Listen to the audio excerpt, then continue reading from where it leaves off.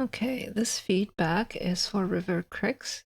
They're asking for general advice on how to improve. Might add some line weights if you see big mistakes. Feel the cape is not where I want it to be. Feels parallel, symmetrical. Could add more overlap with the wind fan effect. So if it's a general feedback that you want, I'll focus on the basics.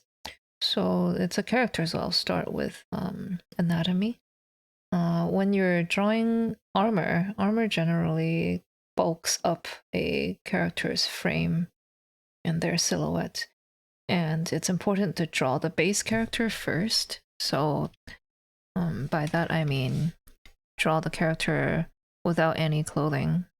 I'll put it on the new layer. Without any clothing to establish the size of the character. So I'm going to trace over the outline of your entire character. Most of the character doesn't have armor, but I'll show the parts that do and how it looks. So this is the character, right? And you'll see that the head is quite big compared to the rest of the character, and the because of the head, usually when people think about proportions, the easiest parts to see are the things that are adjacent to the whatever object you're looking at. So the head means you would be comparing it to the shoulders, and then the shoulders you'll be comparing to the chest you will be comparing to the waist. And those parts are generally more in line with each other in terms of proportions. So here, especially with the shoulder parts being so big, it kind of hides the fact that the head is too large. If I take this head and I put it down here, it's about as wide as the waist, is very long compared to the waist, and then it's also very big compared to the hips. Usually they are bigger. The body is larger than the head. Of course, there are different kinds of proportions for people. Like you can draw big, small people of all shapes and sizes. But I'm just thinking of the most standard proportions, which would, yeah, make this head a little too big for everything else. And then also the top parts, this part, the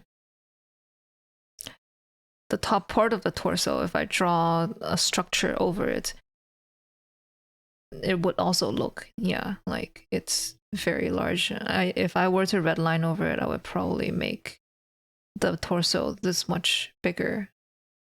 The waist would be like down here, and the arms would also proportionately be longer and bigger as well. So something like this kind of proportion. And if I had to free transform your character, I would do something like this. I think this looks slightly more appropriate.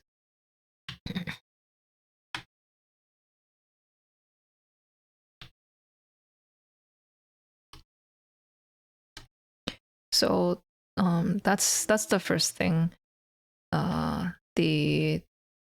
The shoulder armor kind of giving you the impression, like if I just crop this part out, it looks fine, right? It gives you the impression that this part of the character is big enough.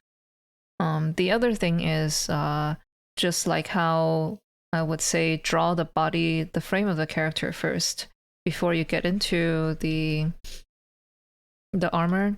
It's good to draw the frame of the head first before you get into drawing the facial features, because the facial features are actually really small in the proportions of the head. You would draw it like this, and then the face would be like on like half of the head. With the, if you were drawing the skull, you can see that there's a large part of the skull that's not the face. In anime and video games, we like to draw facial features really early, sometimes even without drawing the head. And I have this problem as well, but it generally leads to people drawing the facial features too large. So proportionately, if like without the armor, if I were to preserve the proportions of your face. Eyes here, nose here, mouth here. Her ears would be here. In the back of this circle, that is your head. And in this perspective, if I draw, like, this is the watermelon, that is her head, right? If I draw the ears here, there's this part of the head in the back. So there would be like, it would be more like this. And the neck would be much further back here, instead of here in front. And then on top of that, now that you have the base frame of the head, the helmet has to be bigger in order for her to wear it properly. So the whole head, if you were to keep the face proportions, would have to be larger.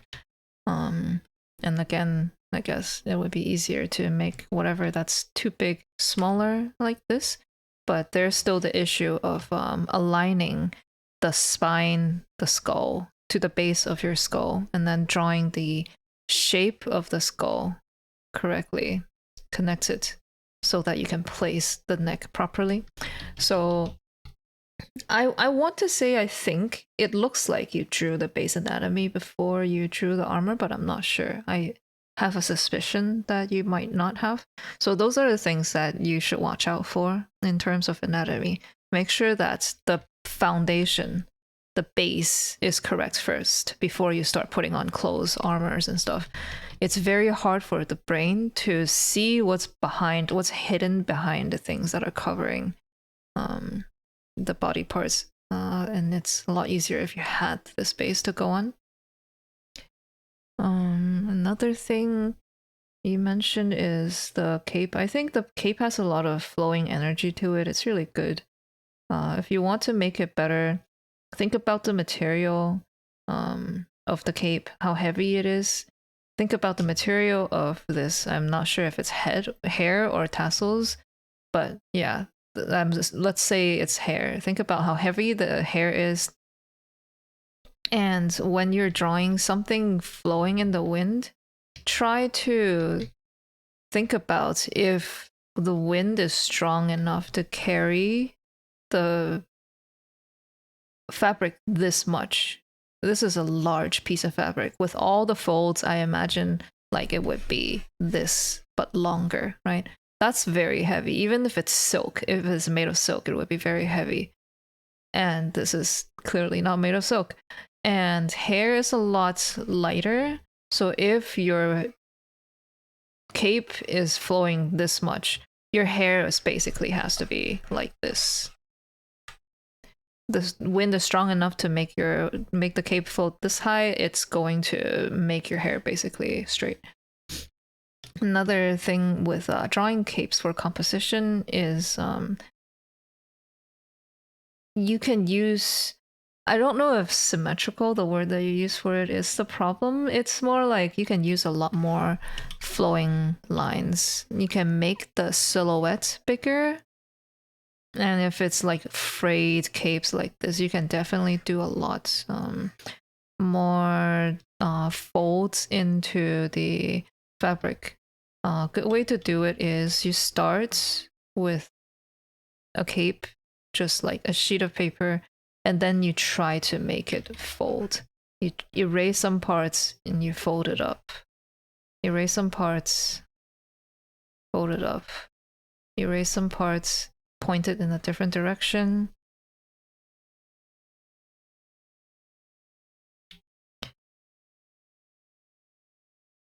And at least this way, it will give you a base to work on. And then you can, if you're not happy with this, if you want it to be more frayed, more tattered, then you draw another one on top of it, but with like the same energy to it. But now you know at which points you can fold your fabric to make the shapes more interesting.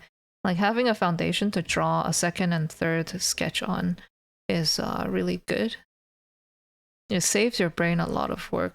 A lot of times people who are new, who are drawing, when they're trying to follow in the footsteps of people who are drawing really well, or like follow a time lapse, or try to draw the same lines that somebody who is good at drawing do, they are not seeing that the person who is good at drawing, they can do 2-3 steps at a time in their brain because they can see the results. They can see the foundation without having to draw it out.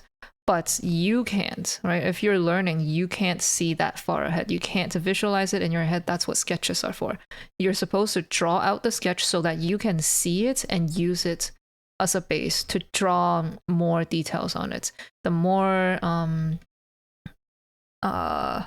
passes of sketches, the more you can add to it. Kind of like if you're, I don't know what's a good analogy for this.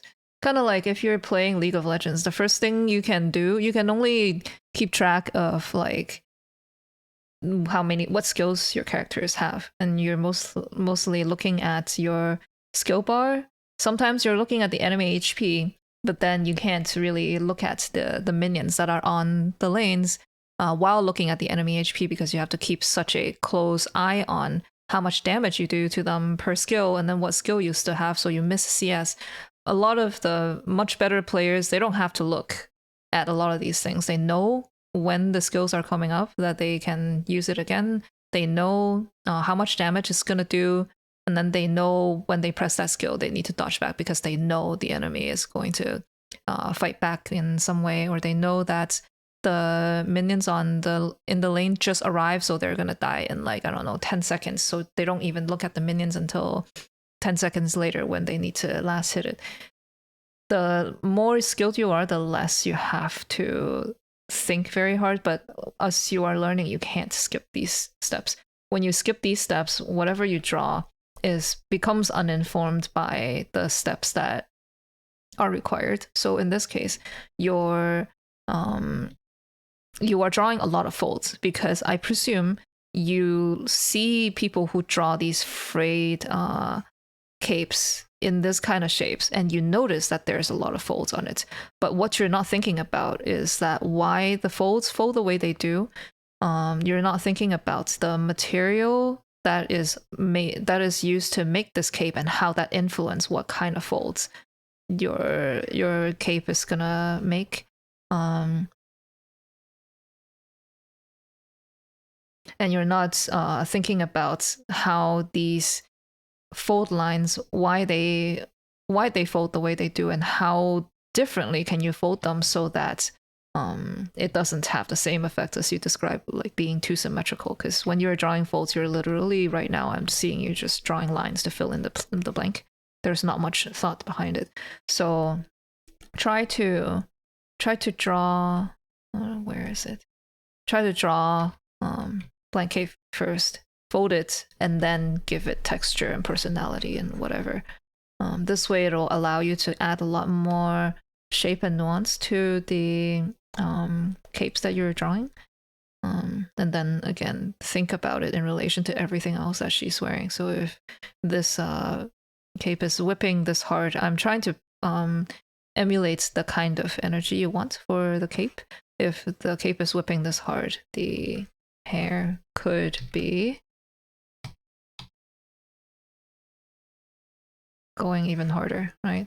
And then the same approach for the hair. Draw big strands first where you want it to flow, and then start drawing this smaller offshoots of hair pieces that are whipping in a slightly different way to give it variation and interest, visual interest. In terms of overlaps and stuff, capes are really good for composition because you can draw them in any way and it will look amazing. So in this case, it's usually good that you draw the character first, which is what you did, and then you add the cape based on where it's missing interest. So if I were to draw this, if I were to decide where to put this cape, I would have seen, okay, there's a lot of empty space here. There's some empty space here that are small, and so they are already providing a nice silhouette here. Actually, let me fill in the silhouette so that it's easier to see. So this part is very interesting, right? It's got arms, shoulder, dagger intersection. But over here, and then here, this is also interesting. Shows the body very well, but there's this big gaping space here. So I would probably want to add more interest to this parallel line, to this box right here, and this box right here, by cutting across it with parts of the cape. And then same thing here, most of the space is empty here, so I want to fill it up with the space. You got the right idea. I would probably do it like this, and there's a lot of like this kind of thing going on. So that's why I just automatically went for the up flare. And this allows me to draw a shape that's not a rectangle, that is the shape of the cape. Allows me to draw like a more trapezoid. It allows me to draw lines going into all directions. Then that helps me give me space to like add folds and flares to the cape that fills up the canvas. So if I just do this and then I fill this part in, let's see how it looks. So it adds a better silhouette. It kind of kills the nice body silhouette you got going, and that can be fixed by using different values, because the silhouette is good for looking, but it doesn't necessarily have to be totally adhered, because values also creates different silhouettes. So I'm gonna, instead of filling in with black, let's do like dark gray. So you still have this nice silhouettes for the body, nice silhouette for the actual character, and then it's backed by this softer but still not negative space kind of silhouette of the cape. And if I crop it like this, you got a nice full composition going. Maybe I want to put it more this way so that she's more centered. And if anything, I would probably want to, instead of putting everything on the right side, I might want to put the hair on this side, fling it up a little bit more like this.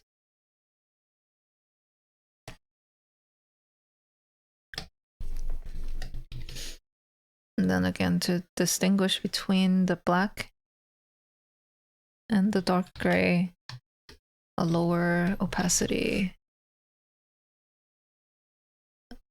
black fill just for the silhouette parts. So now you have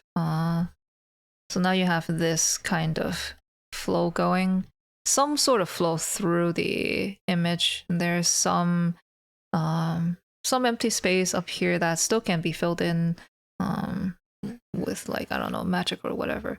But this would make a more balanced silhouette. That's what I would think when I'm trying to use the cape to fill in the composition. It's not just about thinking about how the cape could fold as well. I mean, it's also thinking about how I can make the picture look nice. Use things to make the picture look nice. So that's my approach to it. I hope it's helpful. What else can I do? I don't think there's much else that I want to talk about, because the rest is just artistic choice, your taste in design and stuff like that. But those are the basics that you can work on for the next pieces. There are basics that apply to every piece, just thinking process that you can employ to help you come up with to help you solve artistic problems that you come across later.